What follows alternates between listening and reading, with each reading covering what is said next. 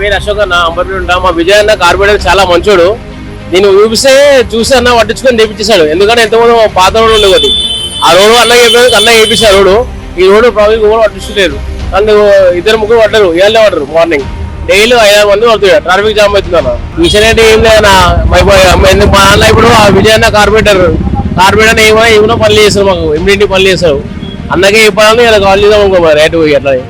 ఈ రోడ్ చాలా ఇబ్బందికరం అయింది సార్. ఇది మొన్నటిదాకా మంచిగా ఉంటే 4 రోజులు కూడా అయితే లేదు, మళ్ళీ పోయింది. అది ముంద పడేది వాటర్ వచ్చి ఖరాబ్ అయిపోయింది. ఎవరు పట్టించుకునే నాదులో లేదు. అది ఎప్పుడు చేస్తారో తెలియదు. ఇక చాలా డ్యామేజ్ అవుతుంది. ఇక ముంగడ కూడా సగం మేసూరు రోడ్డు సగం వేయలేదు. బండ్లు అయితే శాఖబ్దాలన్నీ పోతున్నాయి. గుంతరాలు అయితే పేషెంట్లు కూడా అవుతారు. అందరూ మొక్కలన్నీ కదిలిపోతున్నాయి అందరూ. అలా ఉంది పరిస్థితి.